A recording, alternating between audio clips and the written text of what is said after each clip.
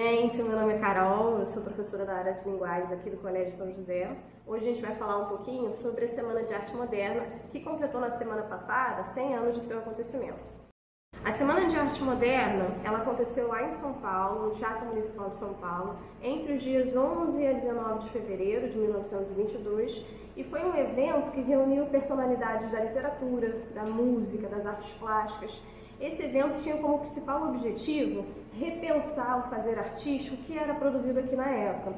Então a ideia era, de certo modo, repensar todo tipo de arte que estava sendo praticado aqui por todos os artistas.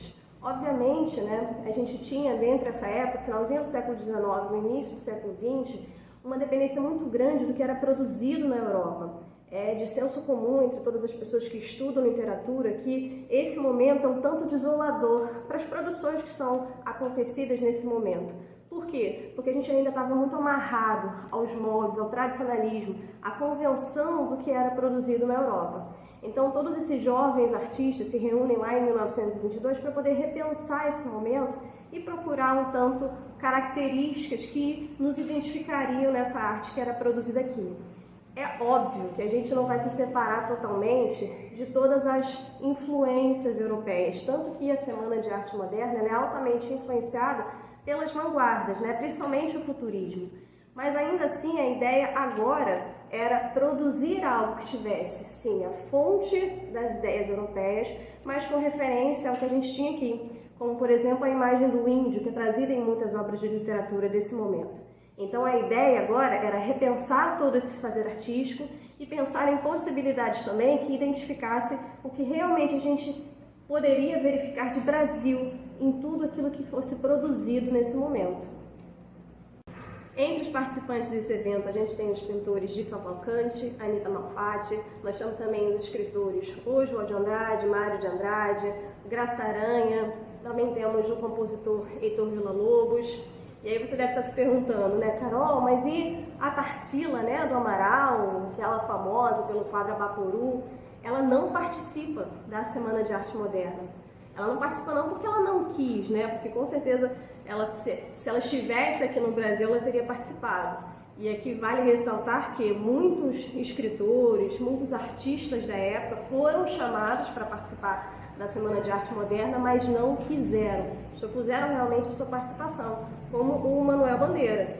Ele relata que, na hora que ele foi chamado, ele gostava muito do passado, ele se encontrava no passado, então não fazia sentido a presença dele no movimento que visava o futuro, Voltando aqui para a Tarsila ela não participa desse momento festivo justamente porque ela estava em Paris, experimentando novas técnicas artísticas. Só por isso que ela não participa. A Semana de Arte Moderna, ela é um marco. Isso se a gente pensar de modo mais amplo em todo e qualquer fazer artístico. Por quê? Porque é a primeira vez que um grupo de artistas se une com um determinado objetivo de repensar todo aquele fazer artístico na literatura, nas artes, na música. Então é a primeira vez que um movimento de tamanha abrangência acontece no Brasil. Mas, como vocês sabem, a gente sempre tem que pensar de um lado mais crítico em tudo que acontece, Seja nos fatos históricos, seja também nos fatos presentes. A gente precisa fugir um pouco do anacronismo, que é pensar um momento lá do passado com as nossas ideações do presente, mas ainda assim a gente precisa ser crítico. A Semana de Arte Moderna, ela é um marco, sim, ela é um festejo de muitas coisas que já estavam acontecendo antes. Então, o primeiro ponto que a gente precisa pensar criticamente na Semana de Arte Moderna é que já estavam acontecendo eventos, situações que já pensavam nesse futuro. Então, a Semana de Arte Moderna, ela é um marco, ela é um festejo, ela materializa as ideações de futuro, de repensar o fazer artístico brasileiro. Por exemplo, em 1917, já tinha acontecido a exposição de Anita Malfatti que deu um burburinho todo nas artes, Tanto até o Monteiro Lobato faz altas críticas severas mesmo.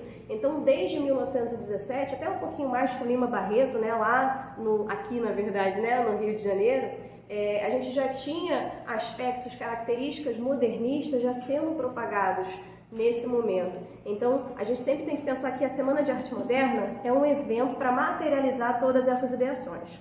E o segundo aspecto também muito importante, que para mim é o mais importante, é sempre lembrar que, sim, a Semana de Arte Moderna, ela traz a ideia de relacionar a referência popular com a referência erudita, pensar em um símbolo nacional, né? Mas esse evento ele é produzido pela elite de São Paulo. Então é um evento que fala sobre o outro, mas acaba não incluindo o outro, o diferente.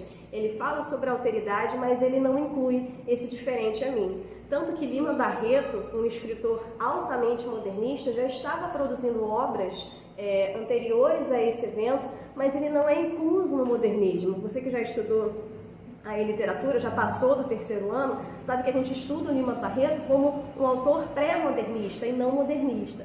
Então é sempre pensar nesse evento, né, nesse ápice do início do modernismo, que é a Semana de Arte Moderna, sempre por um olhar mais crítico.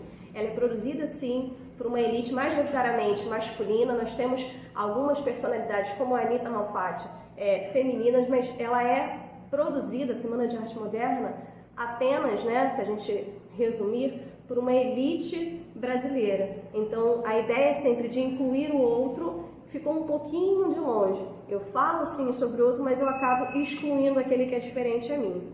É óbvio que isso não tira, né, a grandiloquência aí da Semana de Arte Moderna como um marco para nossas artes. Mas é sempre bom a gente pensar de forma mais crítica nos acontecimentos. Quem sabe você não usa isso aí na sua futura redação lá do Enem.